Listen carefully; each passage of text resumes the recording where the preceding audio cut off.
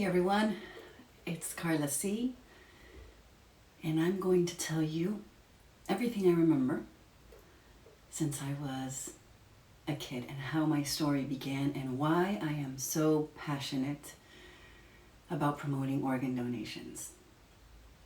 So it all started in Houston, Texas, where I was born and raised with my brother. He's a year and 9 months older than me.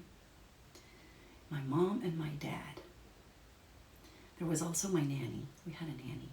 Her name was Margarita, and we called her Maita.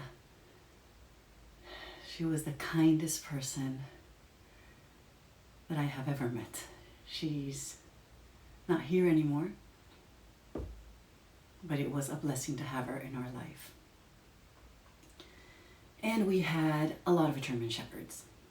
My dad was a #1 fan of these dogs. He went all the way to Germany to bring back German Shepherds. And so our garden was full of long cages, and we grew up with a lot of dogs. So everything started when, and everything is linked to my health and to why I am here creating this channel and promoting organ donations. So I remember I was a little kid, and I had a lot of migraines.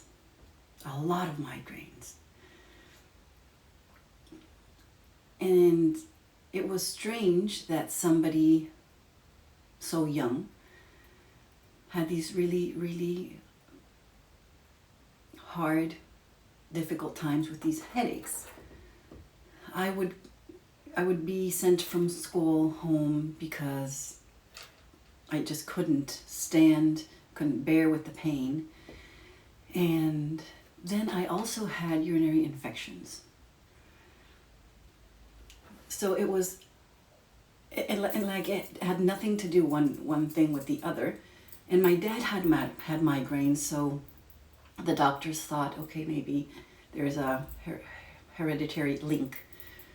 And so they didn't pay attention to that. They prescribed aspirins. So I started taking aspirins for the headaches, and urinary infections were pretty recurrent. So I ended up for maybe, 2 or 3 days at the hospital for lots of like tests and things, but nothing was conclusive. And I just remember that I don't remember much about the urinary infections. I remember more about the horrible migraines that I had and how it was so painful. And I remember my mom trying to ease the pain. She would scratch my back, and my dad would hold my head really tight, so that would hurt more than the migraine. It actually worked. My mom would also put some cold towels on my head. It was so bad, something recurrent, so bad. And it put me down for like periods of time. I missed school, but nobody knew what to do. The doctors had no idea what was going on. So I just started to accept and live with this condition. Now, on putting that aside, my best memories are in Houston, growing up with my brother, playing Lego, playing cars in the kitchen because it was the only place where it was not carpeted, playing in my room with this little table and feeding him raw food, raw meat, raw chicken, and he was pretending always like to eat it. And it was so much fun. We would go all the way to the top of the stairs and slide down on a board, and it was a blast. We had the best time. We had some neighbors also. Glenn was his name. He was also so nice, and we just played together. And we would ride bikes out on the streets, and we would just open our neighbors' doors and play in their houses, or they would come to ours. I remember my mom would set a little table outside my house, and with a blanket and lemonade and popcorn, colored popcorn. We'd make like colored popcorn, and we'd sell chicha morada, and that's a typical Peruvian drink, but we would sell it like if it were grape juice because it was purple. So it was so much fun. The cars every single car that would come by would stop and buy us our popcorn or whatever drink we were selling. It was peaceful. It was a joy to grow up like I grew up.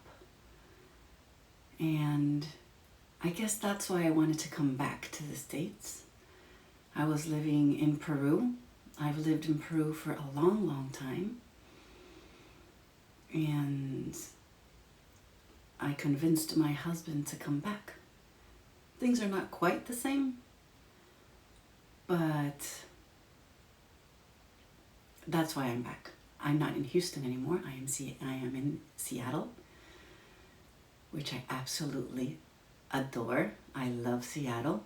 People complain a lot that it rains, but it doesn't rain like I imagined, like everybody was telling me. And if it wouldn't rain, we wouldn't have all this beauty of nature and green, and just the pure air that you breathe here is something difficult to find in another place. So I'm thrilled to be here. I love it. I do miss Peru. I do miss my friends. I do miss my family. But we get to see each other. So yeah, that's what I wanted to start saying about that's what I wanted to tell you about my story. So thank you very much for watching, and I'll see you in the next video.